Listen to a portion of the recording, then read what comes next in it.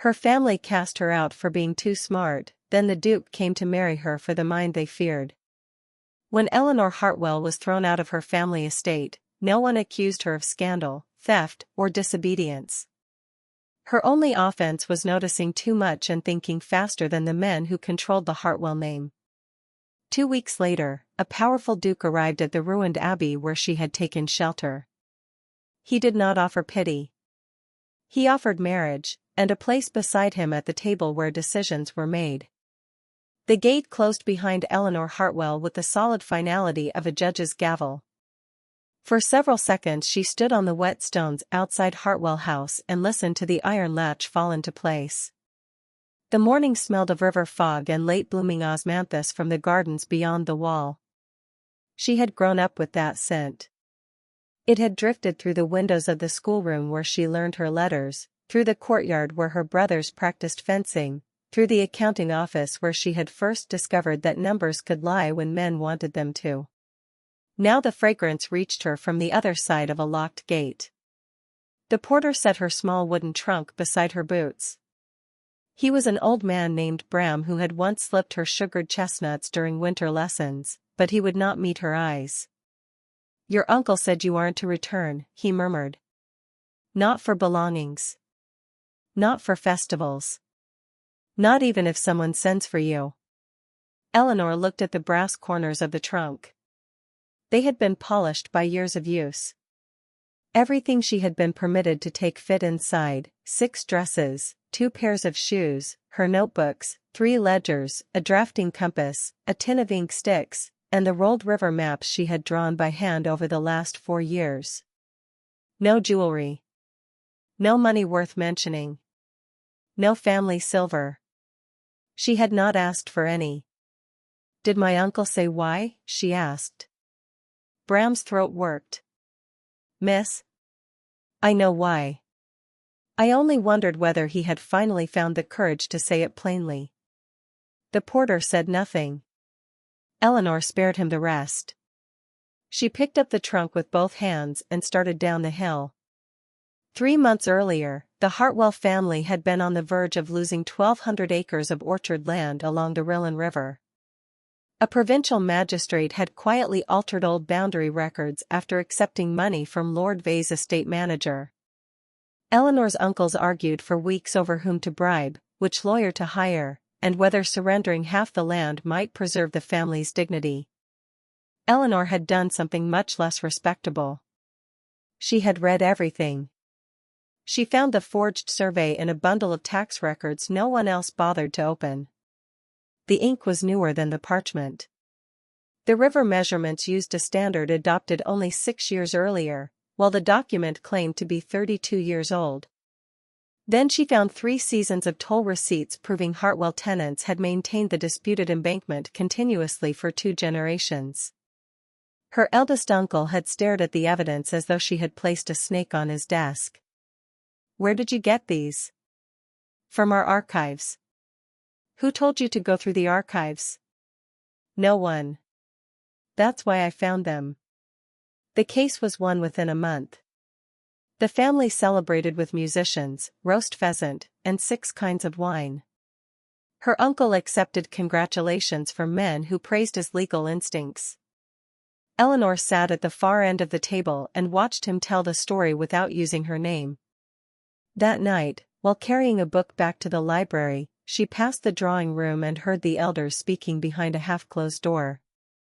"She's becoming a problem. She saved the estate.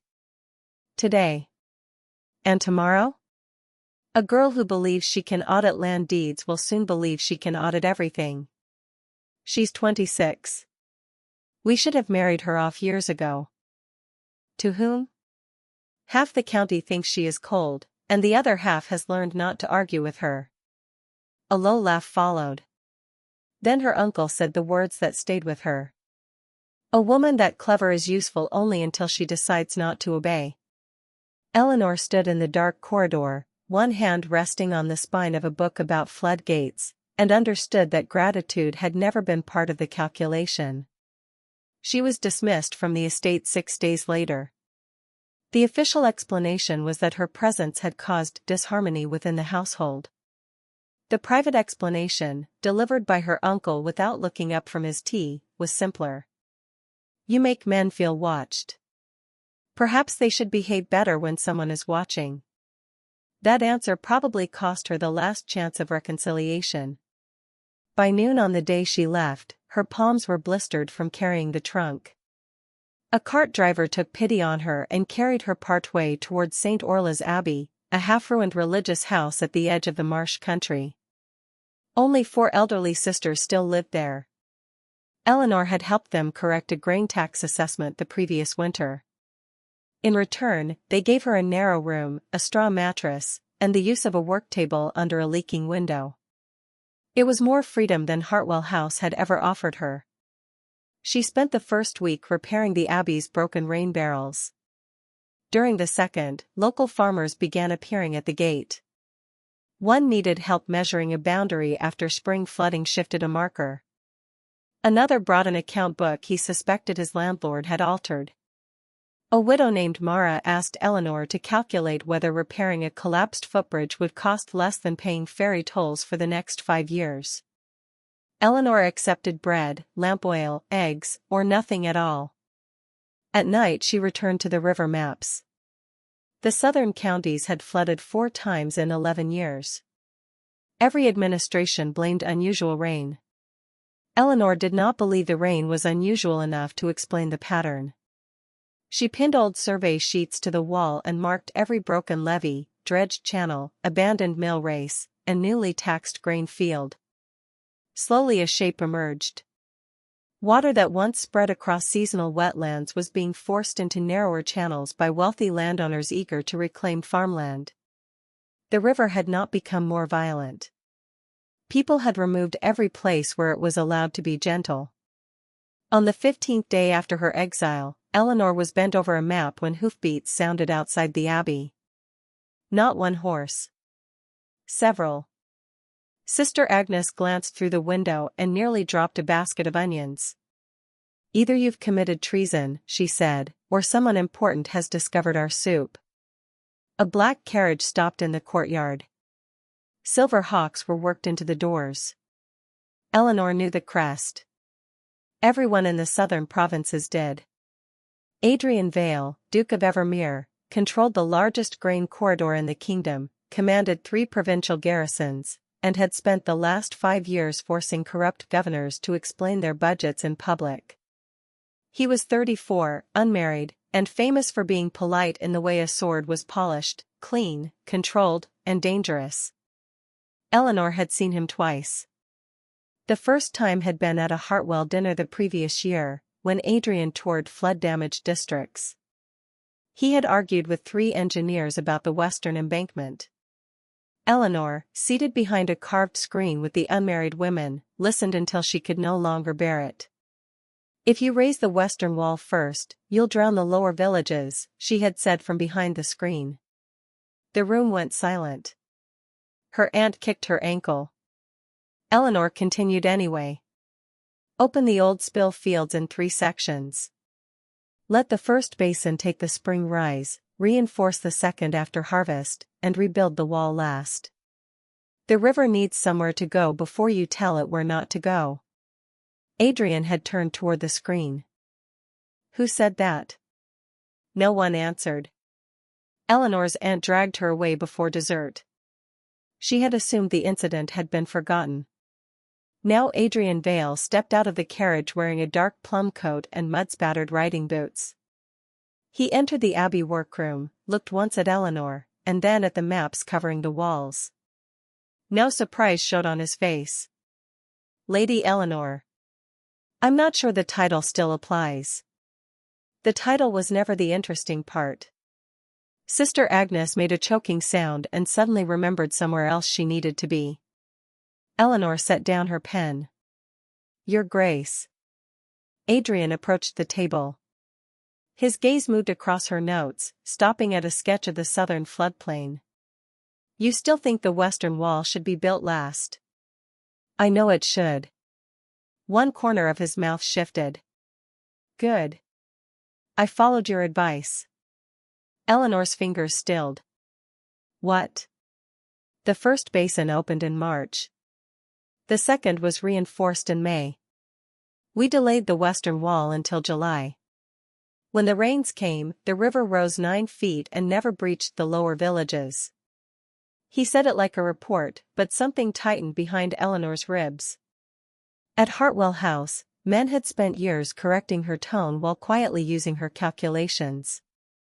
This man had crossed half the province to tell her she had been right. I assumed your engineers decided that, she said. They eventually agreed. After I made them test your numbers.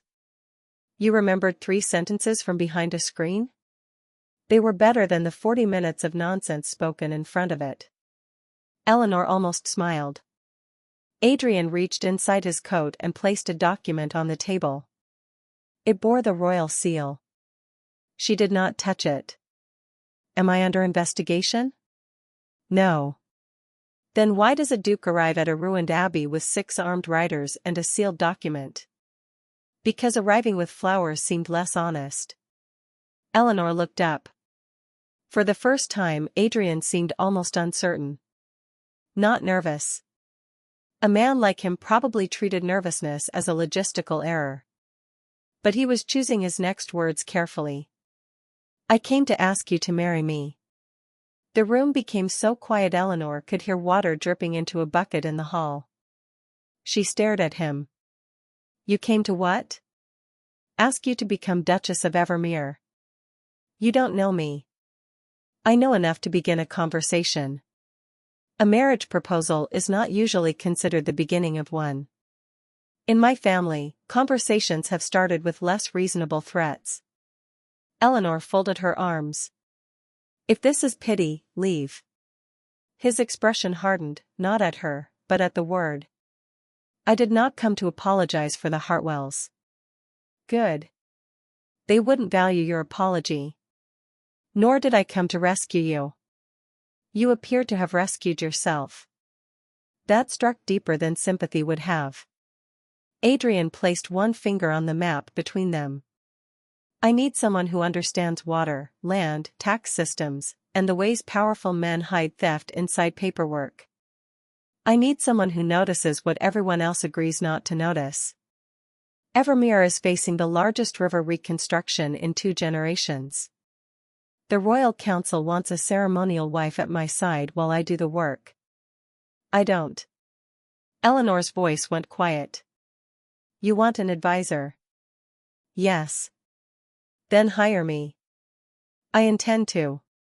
You also want a wife? Yes. Those are 2 different positions. Exactly. Which is why the contracts are separate. He opened the sealed packet. There were, in fact, 2 documents. The first offered Eleanor formal appointment to the Evermere River Commission with independent salary, staff, and authority to review provincial water accounts. The second was a marriage proposal. No dowry requirement. No transfer of Hartwell property. No clause placing her income under her husband's control. An unusual provision guaranteed her right to continue public work after marriage. Eleanor read every line. Adrian waited. At last she said, You planned for me to say yes before you came. I planned for you to read before you answered. Why marriage? This time he did not glance at the maps. Because the first time I heard you speak, everyone else in the room tried to make you smaller. You sounded irritated, not frightened. I thought about that longer than I should have. Eleanor felt something dangerous shift inside her. He went on. And because my council has spent 4 years presenting me with women chosen for their bloodlines, silence, or talent for pretending they enjoy banquets. I would rather spend 40 years arguing about levies with someone who means what she says. Eleanor looked down at the documents. Then she pushed the marriage proposal back across the table. Adrian's brows rose. No? Not yet. That is different from no. Don't become optimistic. For the first time, he laughed. It changed his face more than she expected. Eleanor tapped the employment contract. I'll accept this for 3 months. I will come to Evermere, review the river plans, and decide whether your administration is as intelligent as you claim. During that time, you may decide whether you actually want a wife who disagrees with you in public. I already know the answer. Then 3 months won't hurt you. His eyes held hers. Agreed. And if I say no at the end? You keep the position if you want it. Even if I refuse you? Especially then. Otherwise this would be coercion dressed as generosity. Eleanor studied him for a long moment. That was the moment she decided to go. Not because a duke had come for her. Because, for the first time in her life, a powerful man had placed opportunity on one side of the table and marriage on the other, and had not demanded she pretend they were the same thing. 3 days later, Eleanor packed her trunk again. Sister Agnes found her tying the river maps with blue cord. Are you going to marry him? I am going to inspect his flood commission. That was not my question. It is the only answer I have. The old sister smiled. Good. Men become careless when women answer too quickly. When the black carriage rolled away from St. Orla's, Eleanor did not look back toward Hartwell Lands. She watched the river instead. It ran beside the road for miles, silver under the autumn sky, carrying everything forward whether the banks approved or not. Evermere Castle stood where the River Avon split around a long ridge of dark stone. It was less beautiful than Hartwell House and far more alive. Clerks crossed the courtyards carrying ledgers. Engineers argued over timber samples beneath an archway. Messengers arrived mud-covered at all hours. In one gallery, maps replaced portraits.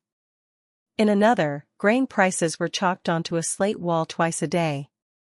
Eleanor stepped from the carriage and understood immediately why Adrian had wanted her there. The estate was not a home pretending to be a government. It was a government that had forgotten to be a home. Adrian met her at the entrance. You look disappointed. I was promised a duchy. This appears to be a very large office with battlements. You can leave after 3 months.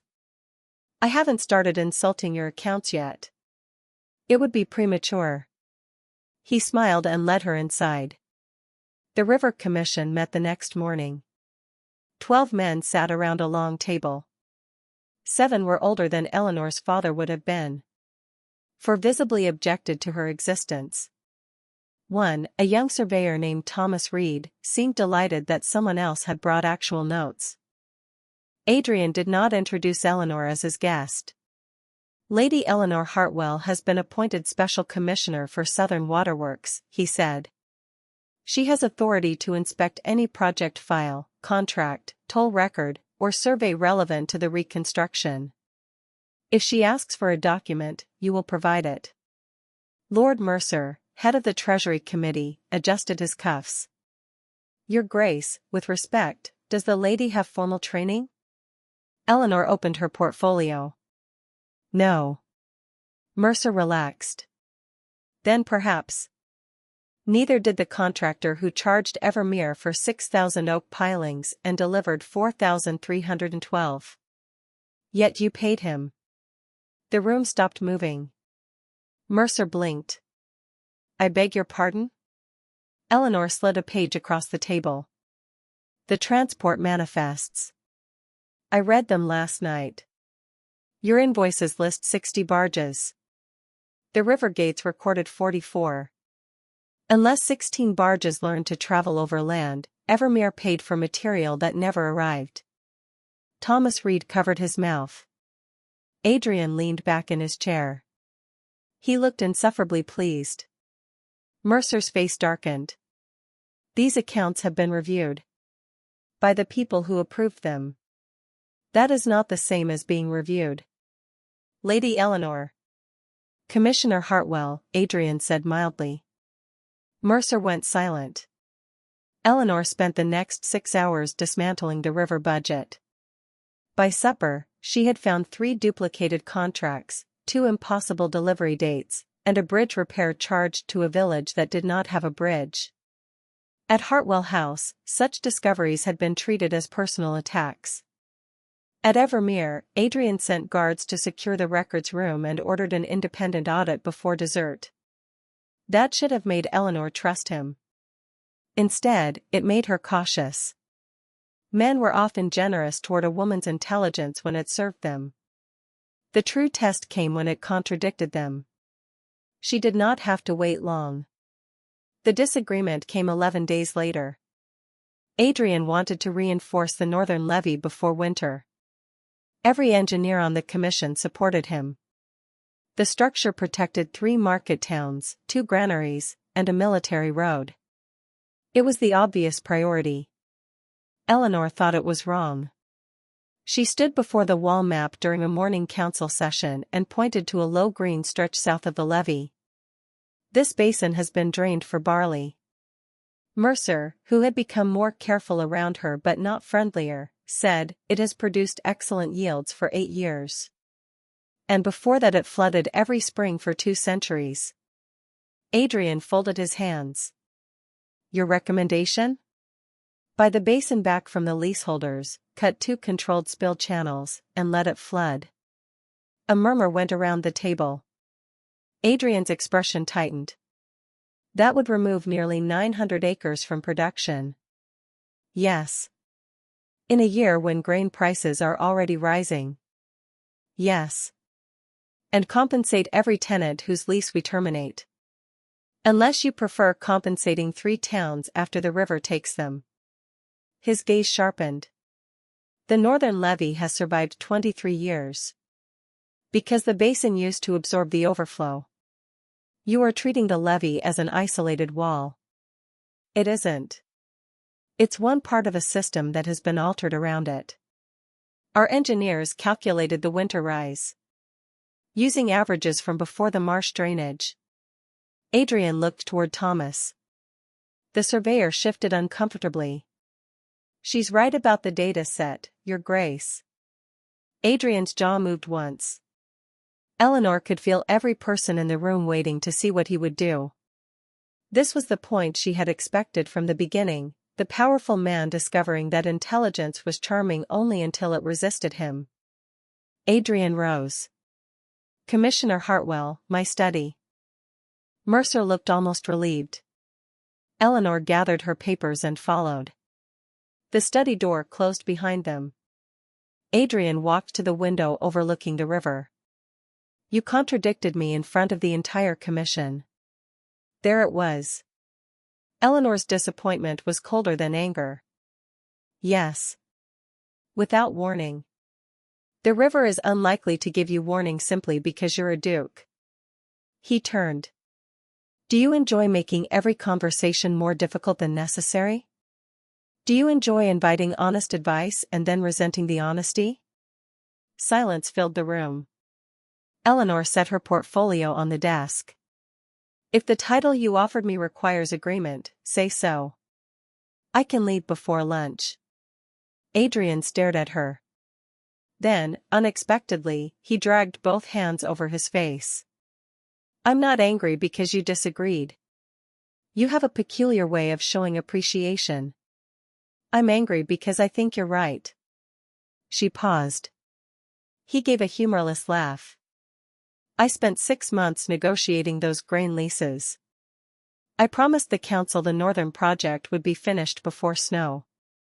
I dislike discovering that 6 months of my work may have been directed at the wrong solution." "That sounds inconvenient." "It is profoundly inconvenient. Still not a river management argument." "No." He met her eyes. "It is pride. Which, unfortunately, I possess in quantities the engineers failed to include in their calculations." Eleanor's mouth twitched. Adrian walked back to the desk. "Show me the flood model again." She did. For 2 hours they argued over runoff, compensation, grain storage, and the political cost of reversing a public plan. Adrian challenged every assumption. Eleanor challenged his challenges. By the end, the North Levee reinforcement was postponed, the basin purchase approved, and a winter grain reserve proposed to offset lost acreage. At the next commission meeting, Adrian announced the change himself. He did not call it his decision. Commissioner Hartwell identified a structural error in our assumptions, he said. We are correcting it. Eleanor watched the men around the table absorb the sentence. She had heard powerful men borrow women's work before. She had never heard one publicly return credit. That night, she found a note under the door of her rooms. It was in Adrian's hand. You asked whether I actually want a wife who disagrees with me in public. Today was unpleasant. My answer remains yes. Eleanor laughed aloud for the first time since leaving Hartwell House. She kept the note. The days at Evermere settled into a rhythm that was anything but peaceful. Eleanor rose before sunrise, took breakfast with the survey teams, and spent mornings in records rooms or on horseback visiting construction sites. Afternoons belonged to council meetings. Evenings were for calculations, usually interrupted by Adrian appearing with tea and an argument. He learned quickly that she forgot meals when working. She learned that he read every casualty report from his provincial garrisons personally. He disliked pairs, ceremonial speeches, and men who said everyone knows without evidence. She disliked embroidery, soft chairs, and anyone touching her maps with wet hands. He was better at chess. She was better at cards. Neither handled losing gracefully. At first their conversations remained practical. Floodgates. Land taxes. Grain roads. Then small personal details slipped through. One night, while rain tapped the library windows, Adrian noticed Eleanor rubbing her wrist. Old injury? Writing injury. That is not a heroic answer. I have never claimed to be heroic. He looked at the ink stains along her fingers. Your family never hired a clerk for you? My family never hired me. The humor left his face. Eleanor wished she had not said it. She did not want to become a tragedy he admired. Adrian seemed to understand. He did not say he was sorry. Instead he pulled the stack of copied reports toward himself. Read the totals. All right. It was such a practical kindness that Eleanor's throat tightened. Another evening, they were reviewing land maps when she asked why he had never married. I was busy. For 16 years? I became Duke at 18. She looked up. He rarely discussed his family. Adrian turned a ruler between his fingers. My father died during a fever outbreak. My mother had died years earlier. Half the council assumed they could govern through me. The other half assumed I would fail quickly enough for them to govern after me. Marriage became another thing people wanted to arrange before I understood what I wanted. So you refused everyone. Not everyone. Some women refused me first. Sensible women. One became a nun. Very sensible woman. He laughed. Then his expression softened. The truth is less entertaining. I could not bear the idea of marrying someone who was expected to become smaller in order to fit beside me. I'd watched my mother do that. She was smarter than my father and spent 20 years pretending not to be. Eleanor went still. Did he know? I think so. I think he loved her and still preferred her diminished. People can do both. The sentence stayed with Eleanor. Love, she had always assumed, was supposed to solve the problem of being seen. Adrian suggested something more difficult. A person could love you and still ask you to disappear. Perhaps the question was not simply whether someone loved you. Perhaps it was what shape they required your love to take. By the end of the first month, Eleanor had become impossible for Evermere to ignore. The commission's expenses dropped. 2 corrupt contractors were arrested. A new village survey system reduced tax disputes. The flood basin project began despite furious objections from several landowners who had profited from the drainage. Those landowners did not remain quiet. Rumors appeared first. Lady Hartwell had bewitched the Duke. Lady Hartwell had been expelled for dishonoring her family. Lady Hartwell intended to seize Evermere property through marriage. Lady Hartwell was not truly knowledgeable at all. Adrian simply repeated ideas prepared by his male advisors. Eleanor found the stories mildly irritating until one reached the royal court.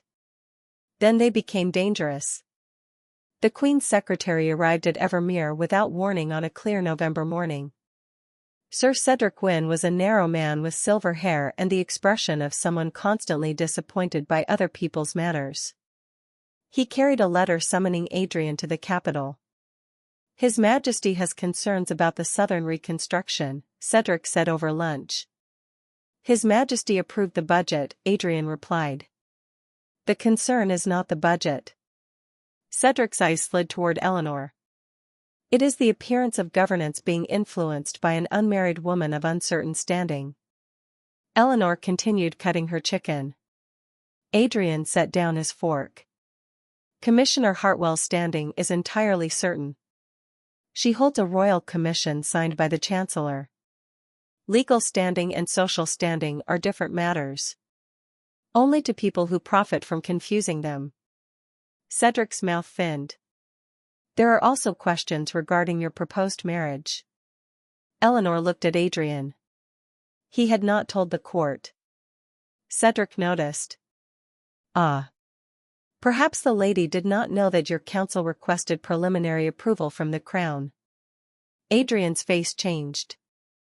Very slightly. But Eleanor had learned him well enough to see it. He was furious. Not at Cedric. At himself. Eleanor placed her napkin beside her plate. Your Grace, may I speak with you privately? Cedric smiled without warmth. By all means. I have disrupted enough of your luncheon. In the corridor, Eleanor waited until the dining room doors closed. You requested royal approval? My council did. I signed the petition. When? Before I came to St. Orla's. The herd arrived faster than she expected. Before you asked me. Yes. You told me the marriage contract was separate. You told me I could refuse. You can. But you had already begun arranging it. Adrian lowered his voice. A ducal marriage requires crown consent. Approval can take months. I requested permission so that if you said yes, bureaucracy would not delay us. You planned around an answer I had not given. I prepared for the possibility. That is how you describe it. He stopped. Eleanor could see him realizing that this was not an argument he could win with procedure. What do you call it? He asked. A man so accustomed to authority that he mistakes preparation for permission. His face went still. She continued before anger could become caution. Do you understand what my family did to me? They decided what my intelligence meant before asking what I wanted to do with it. They decided I was dangerous. They decided I should leave. Every important choice happened in rooms where I was not present. I am not your family. Then don't behave like them simply because your intentions are kinder. Adrian flinched. It was small, but she saw it. Eleanor hated that seeing him hurt did not make her feel better. I need air, she said. Eleanor. Not now. She walked away. For the first time since arriving at Evermere, the castle felt like a place owned by someone else. She spent the afternoon at the Southern Survey office and returned after dark. A packet waited outside her door. Inside was a single document, Adrian's signed request withdrawing the royal marriage petition. There was no note. The next morning, he did not come to breakfast. He did not appear in the map room that evening either. At council, he addressed her exactly as he addressed every other commissioner, respectfully, professionally, without softness. Eleanor should have been relieved. Instead, she discovered how much space his presence had quietly begun to occupy. 3 days passed. On the 4th, Thomas Reed brought her a field report and lingered. May I say something unprofessional? That depends on how entertaining it is. His grace has been unbearable. Eleanor kept her face neutral. That seems like a matter for his physician. He has rewritten the same bridge order 6 times. Yesterday he asked whether I thought the word therefore sounded arrogant. She looked up despite herself. Thomas grinned. Whatever you did, please fix it before the entire administration collapses. I did nothing. Exactly. Eleanor threw a folded survey at him. But that evening she went to Adrian's study. He was alone, surrounded by reports. When she entered, he stood. Commissioner. If you call me that in private, I will leave. His expression shifted. Eleanor. She closed the door. I received the withdrawal. Good. You did not have to cancel the possibility entirely. I did. Why? Adrian looked at her for a long moment. Because you were right. She waited. I told myself I was being efficient, he said. I told myself requesting permission committed you to nothing. Legally, that was true. But I made a decision about your future before asking you whether you wanted that future. The distinction mattered to me less than it should have because I am accustomed to doors opening when I prepare for them. Eleanor said quietly, and now? Now the door is closed until you open it. Something in her chest loosened. That sounds inconvenient. Profoundly. She smiled. So did he. But neither mentioned marriage again. Not for a while. Winter came early. Snow settled on Evermere's roofs while the river ran black beneath thin shelves of ice. The flood basin project was nearly complete. Workers cut the second spill channel in frozen ground, racing the deep freeze. Then a messenger arrived from Hartwell Lands. Eleanor's youngest cousin, Lucy, had sent him secretly. The letter was only 4 lines. Uncle Robert has sold the eastern water rights to Lord Vay. They are closing the old canal. The tenant villages will lose winter access by January. He says the family needs the money. I remembered what you taught me about reading the maps. Please tell me whether I am wrong. Eleanor read it twice. She was not wrong. The old canal fed 6 villages and 2 winter mills. Closing it would not merely inconvenience tenants. It would force them to buy water access from Vay at rates many could not afford. Adrian found Eleanor in the archive room surrounded by Hartwell maps. What's happened?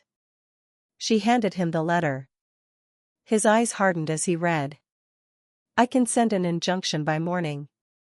Eleanor's first instinct was relief. Her second was caution. On what authority? The canal connects to a provincial riverway. Barely. Enough. Adrian. He looked up. She could see the same old habit rising in him: solve the problem, use power, move faster than everyone else. This time he caught himself. He exhaled. What do you want to do? The question mattered more than the injunction. Eleanor sat down. I want to go back. To Hartwell House? Yes. You don't owe them anything. I'm not going for them. She tapped the map. Those villages are where I learned what these lines mean. The tenant farmers showed me which channels froze, which fields held water, which bridges washed out first. My family owns the paper. They don't own what I learned from the people living there. Adrian nodded once. When do we leave? Eleanor blinked. We? You said you want to go back. You did not say you want to go alone. I can handle my uncle. I am certain you can. I want to watch. She laughed despite herself. They left the next morning with 6 riders, Thomas, and a royal survey clerk. The road to Hartwell House seemed shorter than Eleanor remembered. Perhaps exile had made the distance larger in her mind. Bram opened the gate. When he saw her, his face went white. "Miss Eleanor. I was told never to return." His eyes flicked to Adrian behind her. Circumstances appeared to have changed. "No," Eleanor said. "I have." She walked through the gate. The osmanthus trees were bare now. Frost silvered the courtyard. Nothing looked different enough to explain why Eleanor felt as though she had entered a house she once dreamed rather than one where she had lived. Her Uncle Robert met them in the drawing room. He bowed too deeply to Adrian and not at all to Eleanor. "Your Grace. Had we known?" "You knew your niece might notice what you were doing," Adrian said. "That seems to have been the problem from the beginning." Robert colored. Eleanor placed Lucy's letter on the table. "You sold the Eastern Canal rights." "Family business. The canal is protected under the old Common Water Charter." "That charter expired." "No. The toll privilege expired. The access covenant did not." Robert's eyes narrowed. "You've been gone 3 months and returned speaking as though you govern us?" Eleanor felt the old pressure in the room. The expectation that she lower her voice. The invisible hand pushing her back toward the smaller version of herself. It no longer fit. "I don't govern you," she said. "I read what you signed." "You should try it." Adrian looked at the ceiling, clearly hiding a smile. Robert slammed his palm on the table. "This is exactly why you were sent away. No respect. No humility. No understanding of your place." The words should have hurt. Instead, Eleanor heard how frightened they were. Not strong. Frightened. "My place," she said, "is wherever my work has value. You made that very clear when you removed me from this house. You think standing beside a duke makes you important?" "No." Eleanor stepped closer. "I think being useful made me important long before a duke noticed." "That's what frightened you." Robert's mouth opened. She did not let him interrupt. "The canal sale is invalid. The provincial clerk will file notice today. Lord Vay may recover his payment from you. The villages keep access. You vindictive little." Adrian moved then. Not dramatically. He simply stepped beside Eleanor. Robert stopped. Adrian's voice was very calm. "Choose your next word with extraordinary care." Eleanor glanced at him. He did not speak for her. He only made certain no one prevented her from speaking for herself. That difference was everything. Lucy appeared in the doorway after Robert stormed out. She was 17, pale and nervous, with a notebook clutched to her chest. "Was I right about the charter?" she asked.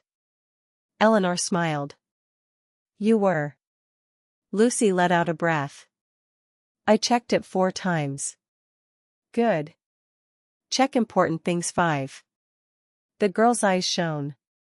"Uncle says I read too much." For a moment Eleanor saw herself at 17. She crossed the room and placed both hands on Lucy's shoulders. "Then read more." They returned to Evermere the following evening. Eleanor expected satisfaction. What she felt instead was grief. Not for the family she had lost. For the years she had spent believing their fear was evidence that something about her needed correction. Adrian found her on the west terrace after midnight. Snow rested along the stone rail. "You were very quiet at supper," he said. "I was thinking. Dangerous habit. I've been warned." He stood beside her. For a while they watched the river. Then Eleanor said, "I kept waiting for them to become different when I returned." "Why?" "Because I was different. It seemed fair." Adrian's shoulder brushed hers. People rarely improve simply because we finally understand them. That is an irritatingly good sentence. I have one every few months. She smiled faintly. When my uncle said that was why they sent me away, I thought it would still hurt. It didn't. That frightened me more. Why? Because it means I might truly be done wanting their approval. Adrian was quiet. Then he said, "That sounds less like loss and more like room." Eleanor turned toward him. Snow had caught in his dark hair. The moment felt dangerously intimate. Not because he moved closer. Because he did not. He left the distance for her to cross. So she did. Eleanor kissed him. It was not graceful. She had spent so much time expecting him to act that when she acted first, Adrian went completely still. Then his hand rose slowly to her jaw. He kissed her back with a restraint that lasted perhaps 3 seconds. When they separated, Eleanor was breathing too quickly. Adrian looked stunned. She found that deeply satisfying. Was that part of the 3-month inspection? He asked. Preliminary findings. Promising? Further study required. His laugh disappeared against her mouth when she kissed him again. The 3-month mark arrived during the coldest week of the year. Eleanor knew because Adrian mentioned it over breakfast and then immediately pretended he had not. Today is January 17th, he said while opening a letter. An impressive command of the calendar. It has been 3 months since you arrived. Ah. So this is less about the calendar and more about your inability to be subtle. I have never claimed subtlety. You arrived at an abbey with 6 riders and a royal document. I agree. He lowered the letter. For a second they were no longer commissioner and duke, no longer 2 people surrounded by servants and government business. They were simply a man waiting for an answer and a woman who knew the answer had become more complicated than either of them expected. Eleanor set down her cup. I want to stay at Evermere. Relief crossed his face before he controlled it. On the commission? Yes. Good. And I want to continue whatever this is between us. His eyes lifted to hers. Also good.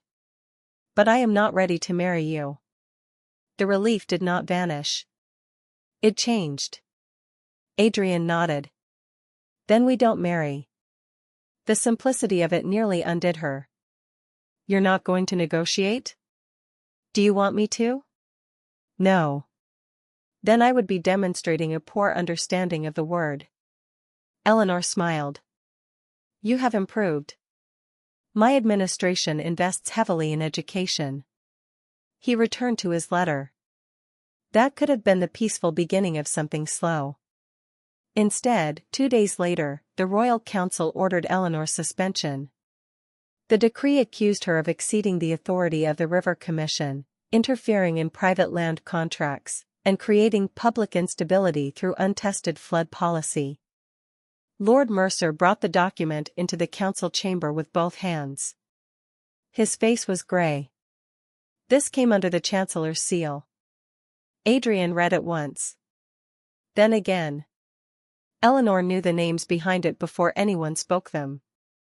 Lord Vey. 2 northern landowners angry about the reclaimed flood basin. Contractors who had lost money when she exposed fraudulent invoices. Men who could not defeat her calculations, so they had moved the argument to status. Adrian stood.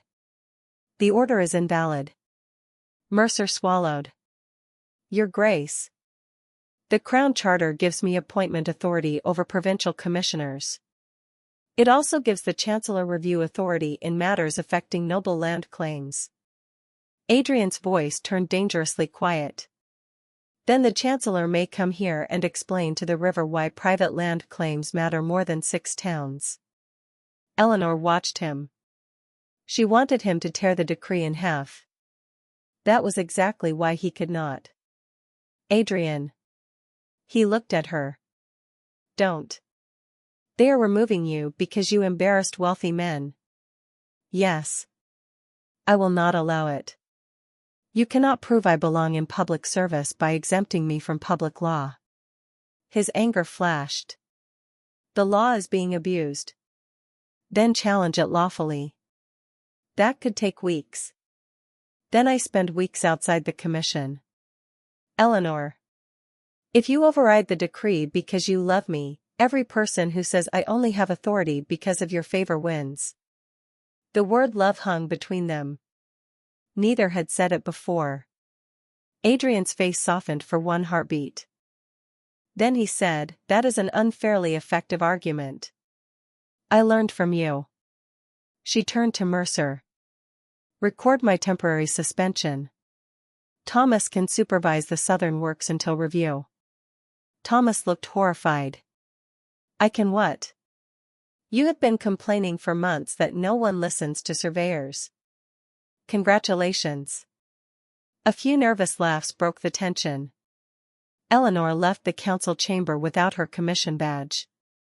The next 2 weeks were among the hardest she had spent at Evermere. Not because she lacked work. People still brought her questions.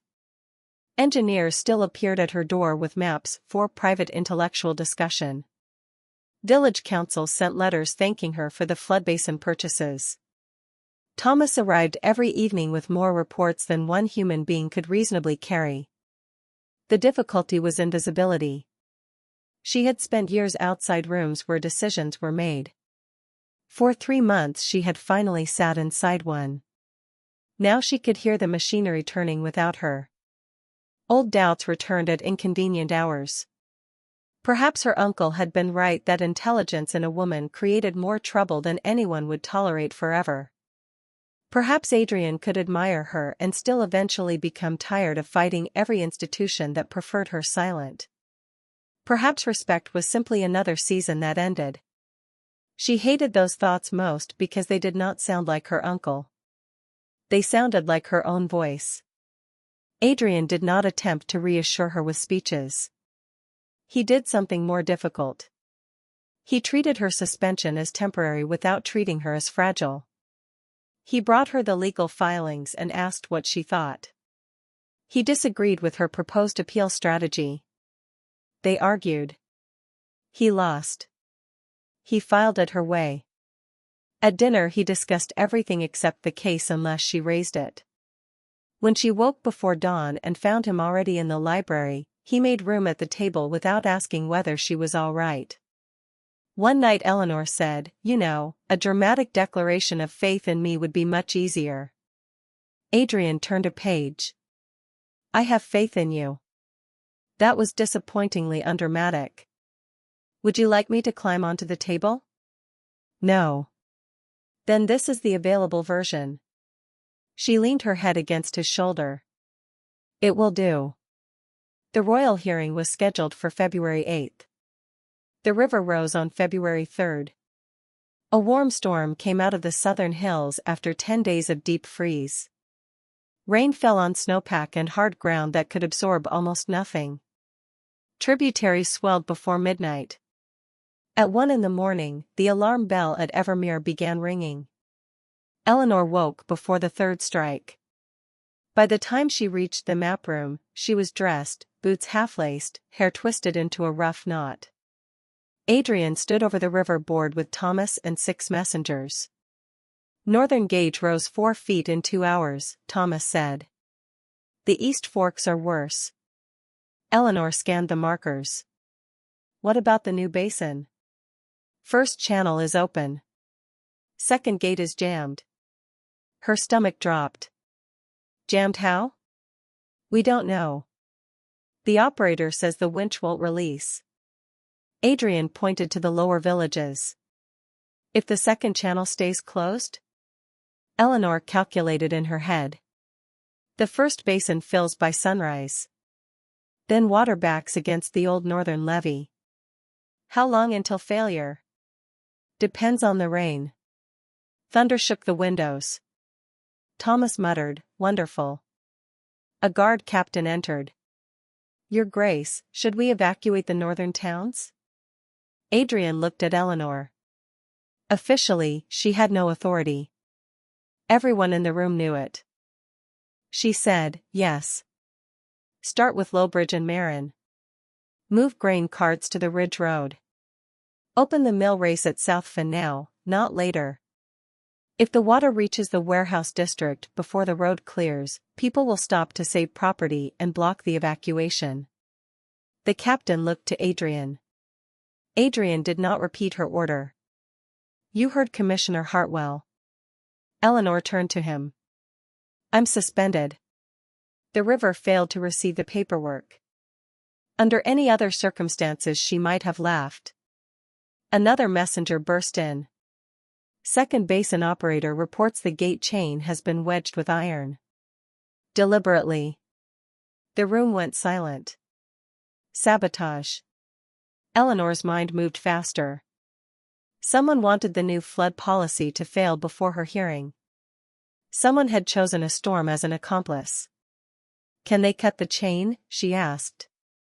Not from the control platform. It's under the spill tower now. Thomas paled. That tower will be surrounded in an hour. Adrian reached for his coat. Eleanor caught his arm. Where are you going? To the basin. No. That was not a request. Neither is this. You are the provincial governor. You need to coordinate evacuation from here. And you are suspended. Which makes me wonderfully available for unauthorized fieldwork. His eyes narrowed. Absolutely not. I designed the gate sequence. Thomas knows it second best. We go. Eleanor. If you leave this room, every captain waits for orders from a deputy. If I stay here, everyone waits for orders from a woman the Crown has forbidden them to obey. Which arrangement kills fewer people? He hated the answer. She could see it. Take 20 riders, he said. 10. The road will be mud. 15. 12. Done. Their eyes held. Then Adrian took her face in both hands and kissed her once, hard and brief, in front of everyone. Come back. That's the plan. Eleanor rode into rain so heavy the road disappeared under moving water. Thomas stayed beside her.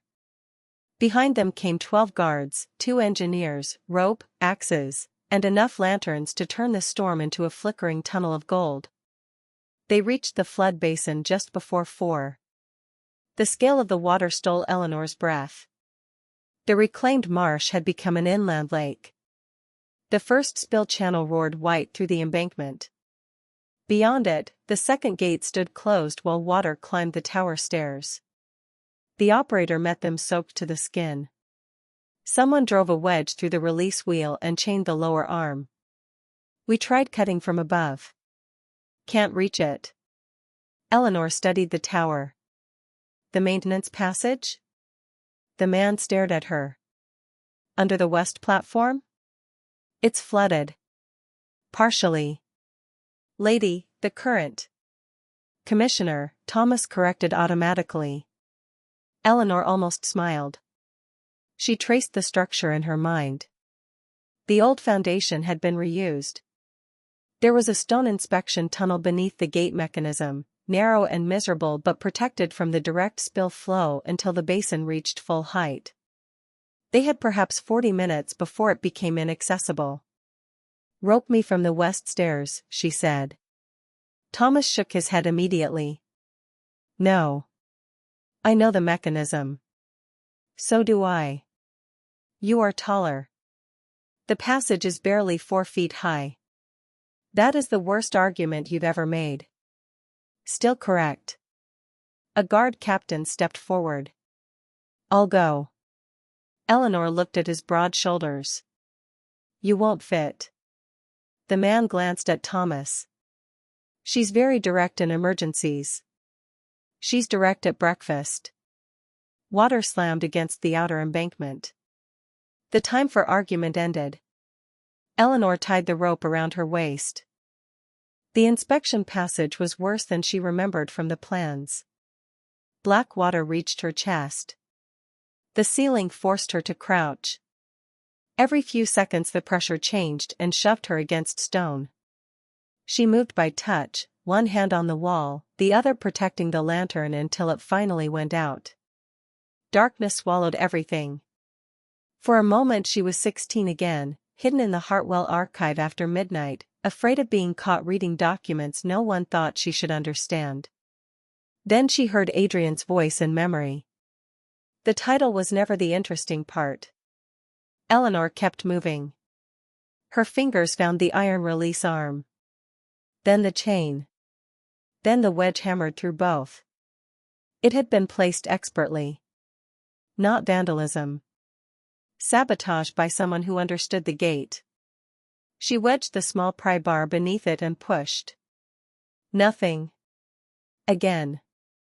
The current shifted, throwing her shoulder into the wall. Pain shot down her arm. She screamed through her teeth and pulled again. The wedge moved half an inch. Outside, someone tugged the safety rope. Eleanor ignored it. She braced both boots against the foundation stone and used her whole body. The wedge tore free.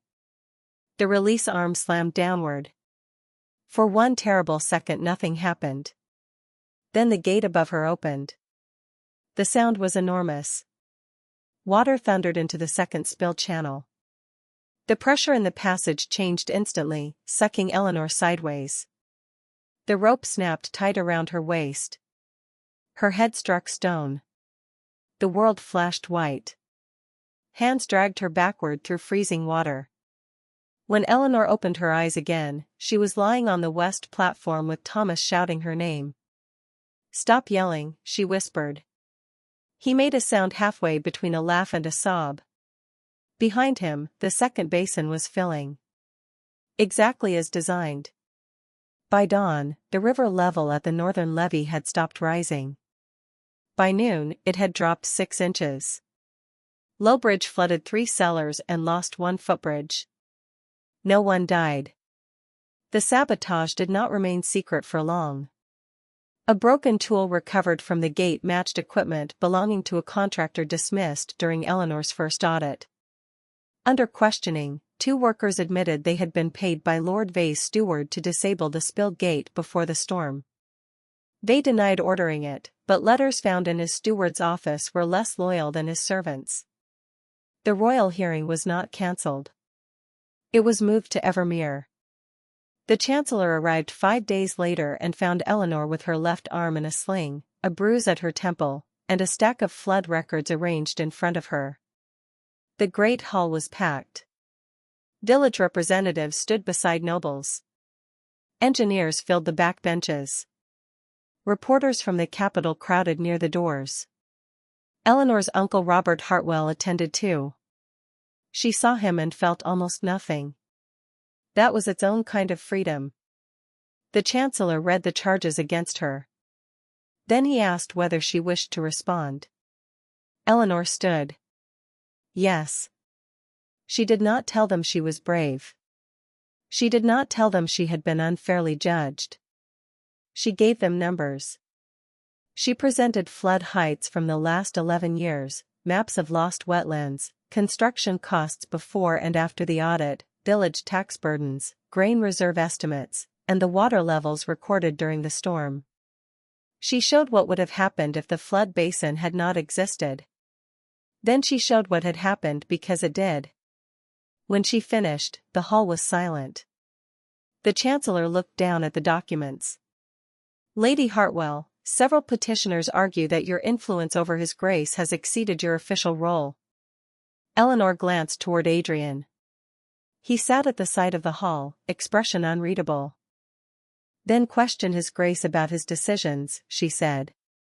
"Question me about mine. If my calculations are wrong, prove them wrong.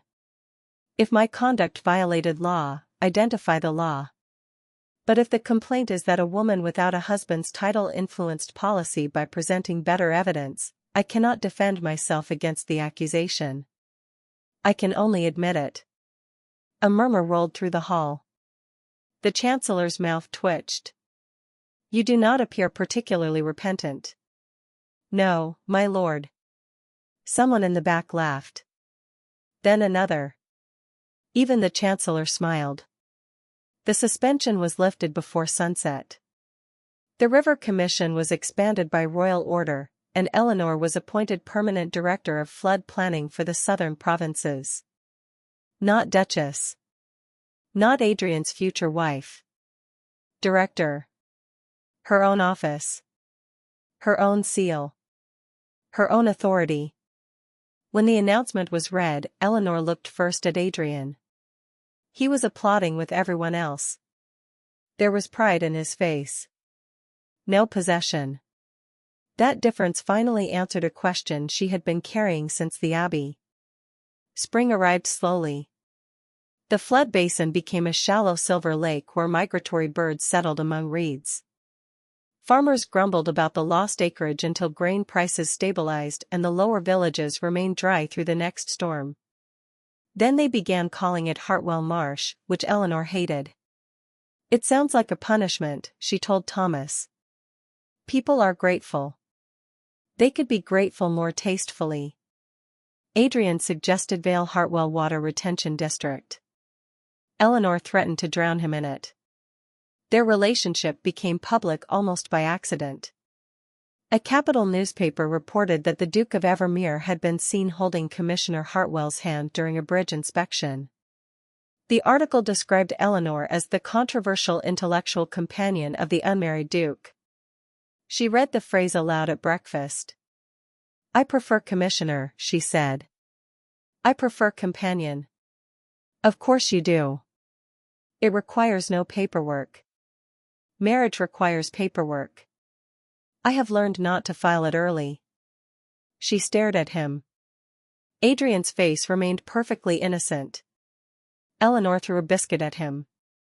He caught it. By May, Eleanor knew she wanted to marry him. Knowing did not make her hurry. For once, she wanted a decision to belong entirely to her before it belonged to anyone else. So she waited until the first anniversary of the Western Flood Project. Adrian had gone to inspect the spill fields at sunset. Eleanor found him standing on the embankment where wildflowers now grew along the new channel. He looked surprised to see her carrying a leather folder. If that contains another audit, I am going into the river. It contains a contract. His expression changed. Eleanor handed it to him. He opened the folder. Inside was a marriage agreement. Her version. It preserved separate property. Separate public offices. Equal control of any jointly acquired estate. Neither spouse could remove the other from official employment. Either could publicly disagree with the other without being accused of disloyalty. Adrian read to the end. Then looked at her. There is no proposal. Page 6. He turned back. At the bottom, beneath the legal clauses, Eleanor had written one sentence by hand. Adrian Vale, I have inspected your administration for considerably longer than 3 months. Despite several serious defects, I have decided you are worth keeping. Will you marry me? He laughed. Then he stopped laughing, and his eyes became suspiciously bright. Several serious defects? Do not become distracted. I would like them itemized. After you answer. Adrian closed the folder. Yes. Eleanor raised a brow. That was fast. You should read important documents 5 times. I have been reading this one for a year. Then he kissed her beside the river whose course had changed both their lives. They married in early autumn at Evermere. There were no jeweled processions through the capital. No week of banquets. Eleanor refused 6 ceremonial gowns before choosing one she could actually walk in. Adrian reduced the guest list 3 times and still complained it was too long. Sister Agnes came from St. Orla's and cried through the entire ceremony while insisting she had dust in her eye. Thomas served as Adrian's witness and told everyone willing to listen that the marriage was the only major Evermere project completed without his surveying assistance. Lucy Hartwell stood with Eleanor. Her uncle did not attend. Eleanor had not invited him. The absence caused 3 days of gossip and absolutely no harm. After the ceremony, Adrian and Eleanor escaped the reception for 10 minutes and stood in the map gallery. Her first river map from St. Orla's hung there now, framed behind glass. Eleanor frowned when she saw it. "You framed my mistakes. Historical significance. My scale on the eastern tributary is wrong." "I know. Take it down." "Never." She leaned against him. Through the open doors came music, laughter, and the noise of people who had stopped pretending Evermere was only an office with battlements. Adrian touched his mouth to her hair. "Do you regret coming with me?" Eleanor considered the question seriously. "I regret your first proposal." Cruel. It was arrogant. Accurate. "I regret the royal petition." Deeply accurate. "I regret allowing Thomas to name a flood basin after me." "That one is your greatest failure." She smiled. "But no. I don't regret coming." Adrian looked at the map. "Your family thought your mind would overturn a household." "It did." He laughed. Eleanor turned to face him. "They were right about one thing." "Only one?" "A woman who learns to examine everything eventually examines the rules she is expected to obey." Terrifying. "You were warned." "I crossed half the province to find you." "Yes. That was your first questionable decision." He kissed her before she could continue the list. Years later, the story told about Eleanor's marriage often began incorrectly. People said the Hartwell family had cast out a clever daughter and a powerful duke had rescued her. Eleanor corrected that version whenever she heard it.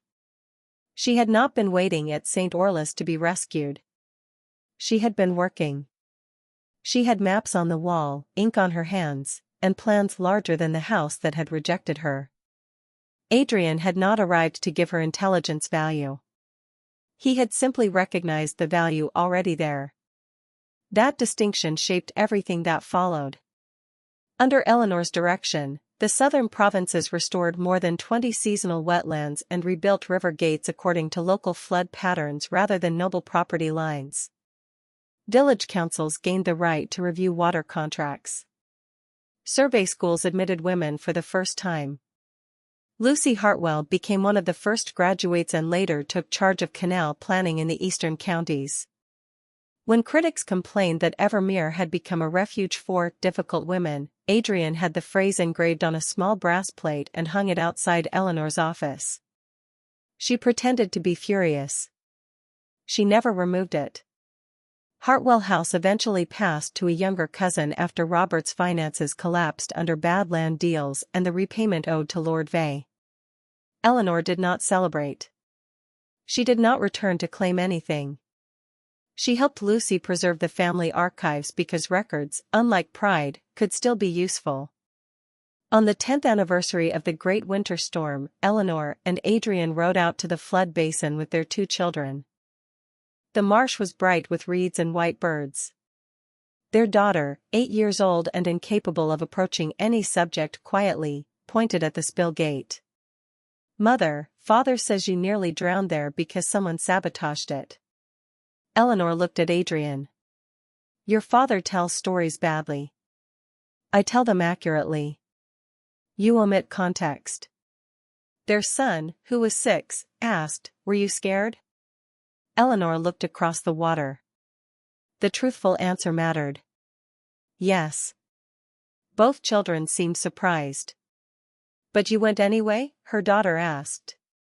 Being afraid and knowing what needs to be done can happen at the same time. Adrian smiled at her. Their daughter frowned in concentration. "Grandmother Agnes says your old family sent you away because you were too smart. Sister Agnes should stop telling you everything." Was it true? Eleanor thought of the locked gate, the wooden trunk, the osmanthus scent on a morning that had once felt like an ending. They were afraid of what I might do if I trusted my own mind. What did you do? Eleanor looked at the marsh, the Spill gates, the villages beyond, and the man beside her who had never once asked her to become smaller so he could feel larger. Quite a lot, she said. Adrian laughed. Their daughter ran ahead toward the observation bridge, already arguing with her brother about which channel carried more water. Eleanor watched them go. Once, she had believed exile meant being cut away from everything that gave a person a place in the world. She knew better now. Sometimes a locked gate was only proof that a particular house had become too small. The road beyond it could still lead to work worth doing, people worth trusting, and a life in which no one demanded gratitude for allowing you to use the gifts you had always possessed. The Hartwells had sent Eleanor away because they feared a woman who saw too clearly. Adrian had crossed half the province because he wanted that clarity beside him. But in the end, the most important choice was neither theirs. It was Eleanor's. She had chosen not to apologize for being difficult to deceive. She had chosen work that needed her whole mind. She had chosen love only after proving that love would make room for that mind rather than cage it. And when she finally chose a home, it was not the place with the oldest walls, the grandest title, or the family name she had inherited. It was the place where no one lowered their voice when she entered the room. It was the place where they moved the maps aside and made space for her at the table.